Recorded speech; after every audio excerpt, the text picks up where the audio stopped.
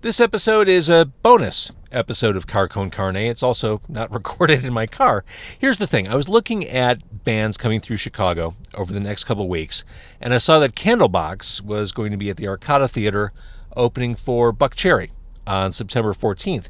And that reminded me of the fact that I talked to Kevin Martin about 4 years ago. Kevin Martin, the lead singer of Candlebox, and it was a perfectly great chat. Not a lot of people got to hear it, so I thought I would bring it back. We had time, space, and availability on the Yak Channel Podcast Network, yakchannel.com, so I decided to post this now. It's a bonus. It's me talking to Kevin Martin back in 2012, and we started by talking about what was a then new Candlebox album. It's car con carne. Let's eat in the car. It's car con carne. And now here's the star of our show, James Van Alstyne.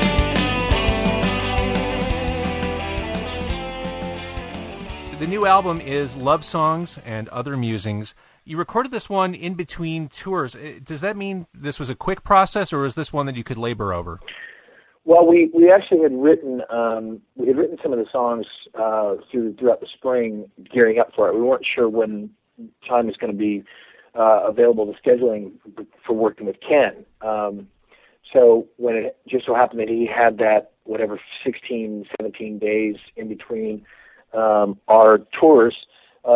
We jumped right at the opportunity because we didn't want to miss working with him. So it just kind of fit where he had like 20 days, we had 17 days between, tours. So it worked, and we got in there, no pre-production. We just went right into the studio and started working, and that's kind of how we work best, anyways. We work a lot better as a band under pressure. We wrote actually 3 of the songs on the record were written in the studio while we were there. So I guess doing what we've been doing long enough, we know how to do it.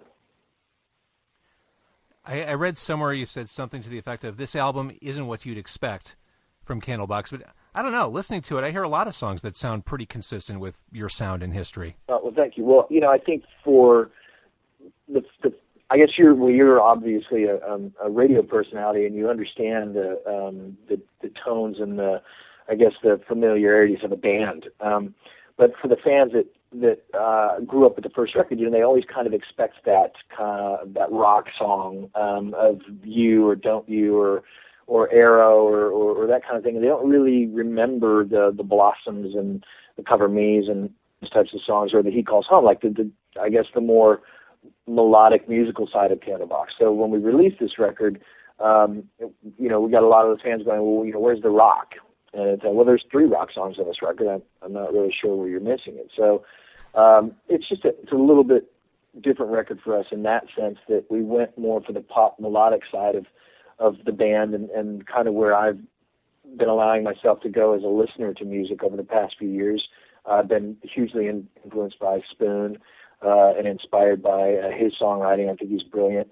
And a lot of the new stuff that's out there, the Arcade Fires and whatnot, I think is where music's headed. So if this is our version of that, I guess that's kind of what I meant by that, is that people would not be getting that record of those kind of heavy rock songs that they expect of us. Although from the get-go on this new album, you come out rocking with Youth in Revolt. I mean, this is straight up, this is pure rock and roll.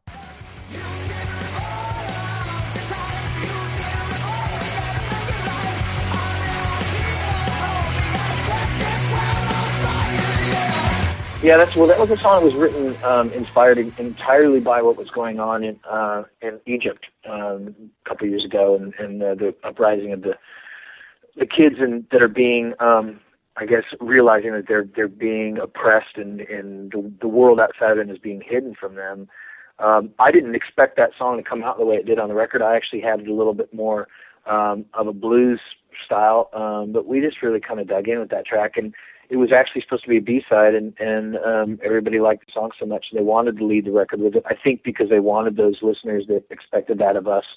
Again, that's a label decision when it comes to that sort of thing, not really mine, but I think they wanted to be able to grab people right away with that type of a song and then ease them into the rest of the record. So I guess that's kind of why that's there. It's not what I would have done with the album, but again, I really love that song, and I'm glad it made the record.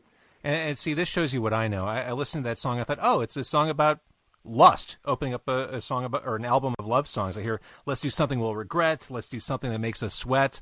I'm thinking that's like a come on, but I couldn't have got that more wrong. Well, that's okay. I mean, it's Youth in Revolt is, have you ever seen the movie Youth in Revolt? I've never seen it. It's a funny film. It's Michael Cera, and he plays that kind of, creates an alter ego for himself so that he can be cool in the eyes of a woman. Ends up blowing up a small town, and it's a relatively funny movie. And I thought, God, what a great title. And then, of course, when everything was going on in Egypt and whatnot, I was like, this is a perfect title for a song like that. So, it doesn't really have that kind of. To me, excuse me, I never would have thought of it that way, but it's kind of funny that you did. I suck. All right, let's talk about another one of the rock songs. Let's jump right ahead to Lifelike song. I mean, this is a crunchy, bluesy basher of a song. Was this one of the songs, I've got to wonder, that you kind of made up in the studio as you went?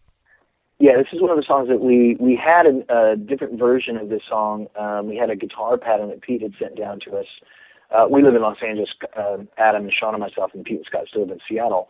And he had sent a little bit different version of the riff to me about, I'd say probably January or February of last year. And I was like, I like it, but it's not really grabbing me. So I said, let's work on it when you come down to LA and we'll do some rehearsals. And we've kind of forgot about it. So when we got in the studio, the guys were having lunch, and I went in and started playing guitar. I was like, I remember that song Pete had. And I started kind of just trying to figure out how would Jimi Hendrix have played this song. Because I'm a really terrible guitar player, but I guess it's that it's my infantile style of playing where I can kind of find those things that I'm looking for when I go for a song like this. So I kind of started knocking it out, and Pete came in and he said, what are you playing? I said, well, that's that riff of yours. And I was trying to figure out how we could turn it into something a little more bluesy, like our first record, that song Rain that we did. I wanted something that was kind of really went after it. So he grabbed the guitar, and an hour later we had that song, and that's, kind of how we work. We tend to stumble on those kinds of emotions and moments in our music where we end up going, well, that's really great. That's exactly what we needed to do. And like I said, that's how we work best in the studio. And that is one of those ones that was done in an hour.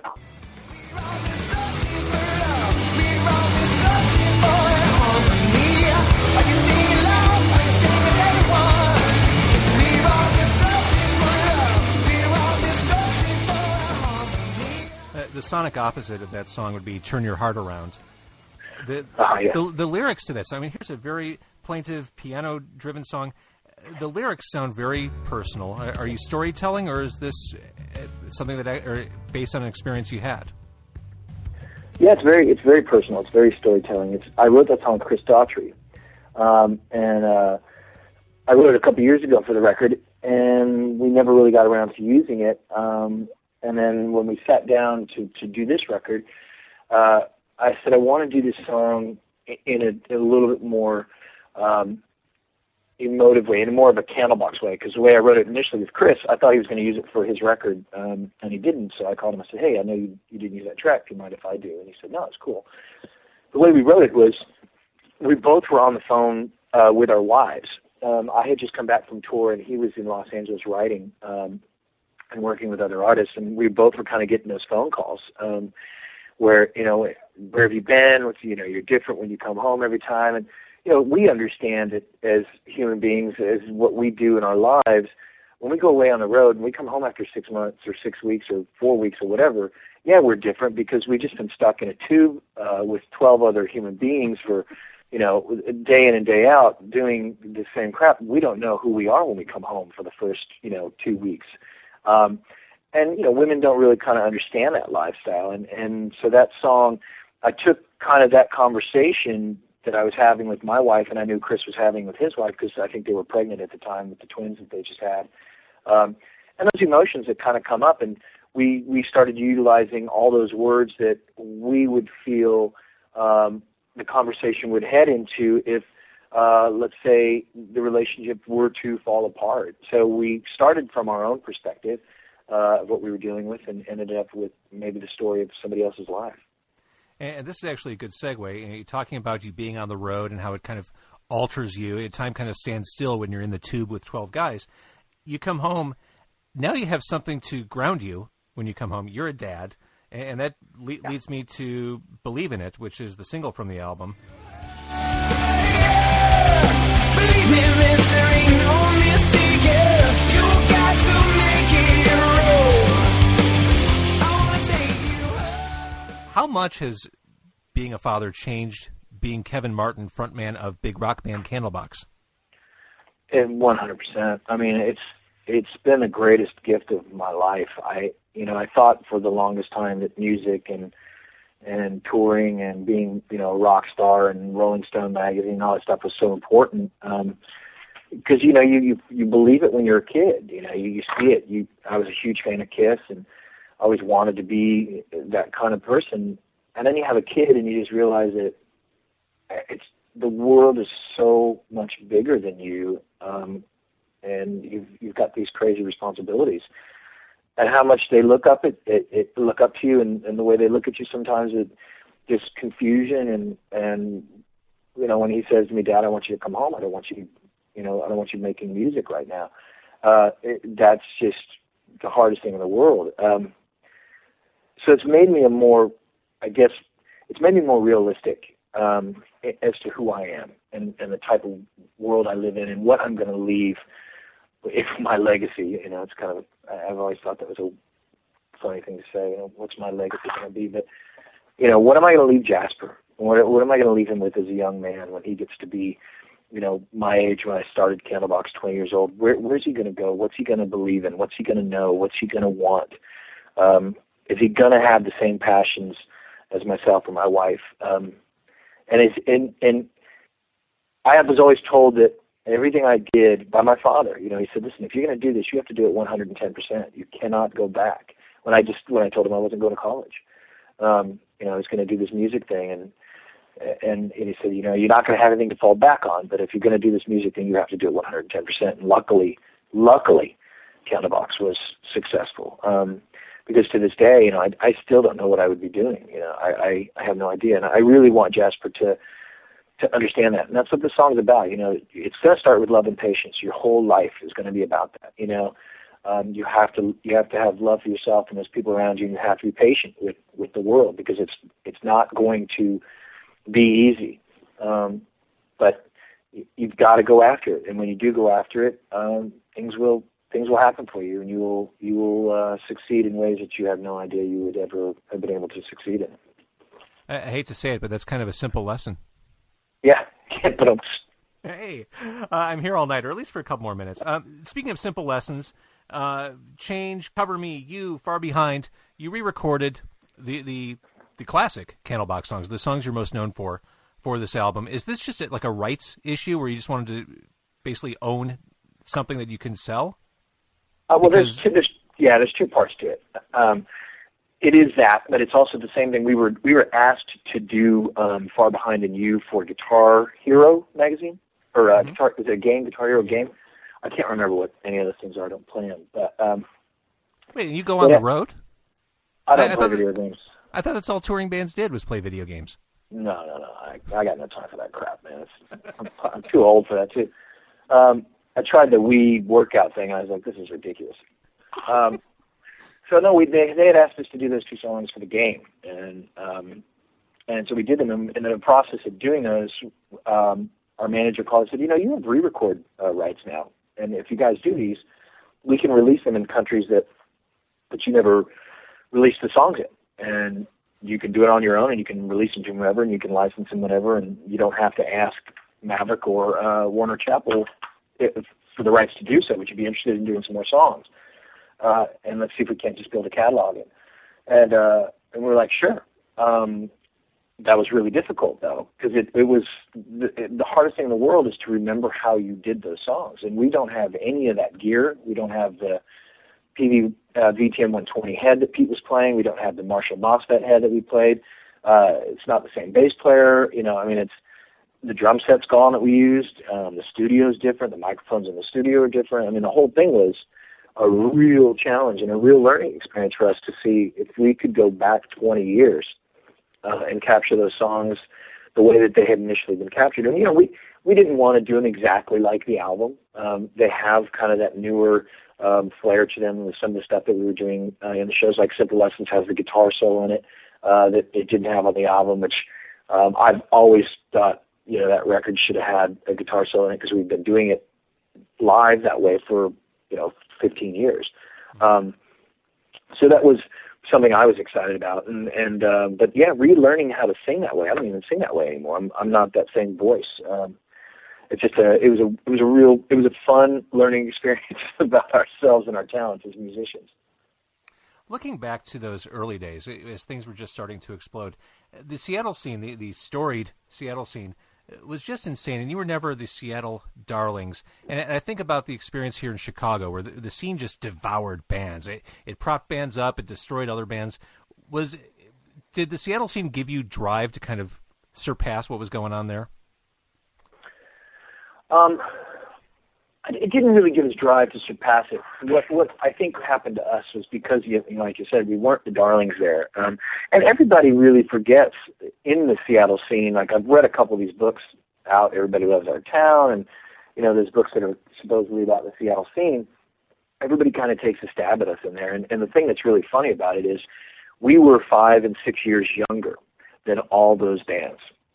So when they were 19 years old, playing at the Central or Metropolis or Guerrilla Gardens and any of these places, I was in high school, playing drums in a punk band that couldn't go play at a bar because I didn't have a car, so it's kind of like, oh, well, here comes Candlebox. Well, yeah, because we were fucking 21 years old, like you guys are 27, 26.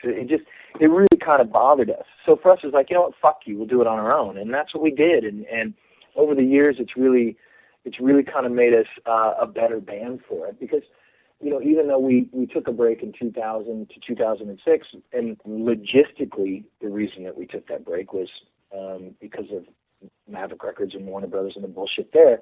When we got back together, we were a better band. And we still were able to play those songs, and we were still able to sell out shows and go play in those marketplaces that we had done, huge business in the 90s. So, Seattle, as much as I love that city, I could really care less if any of those musicians ever call me and say, hey, I love your fucking record.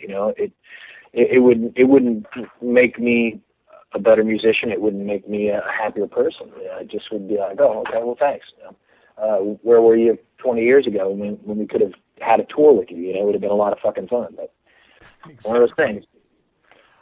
Speaking of the breakup, after that happened, and it wasn't, by your own account, it wasn't really a personnel thing that led to the breakup. Did you look back after that, after 2000, and say, oh shit, what have we done? Like, did you think a horrible mistake was made?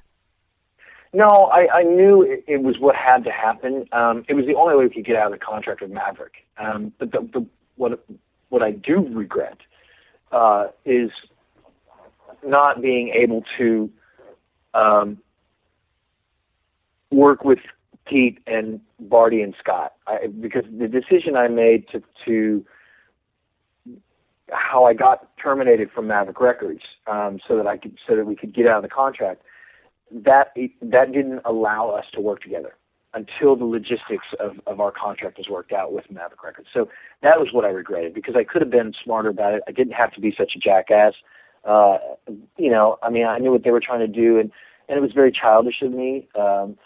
It got me what I wanted, but in the end, it really, it kind of ruined things for us for 5 years, and that sucked, But at the same time, we wouldn't have been able to do anything as Candlebox. We would have had to come up with a different name to keep working, and those contracts are, they're shitty, and I tell bands all the time, don't sign those types of deals. It's because there's always going to be something in there that's going to keep you guys, like you said, there's so many great Chicago bands that are not able to do anything because of bad contracts, and people don't know it.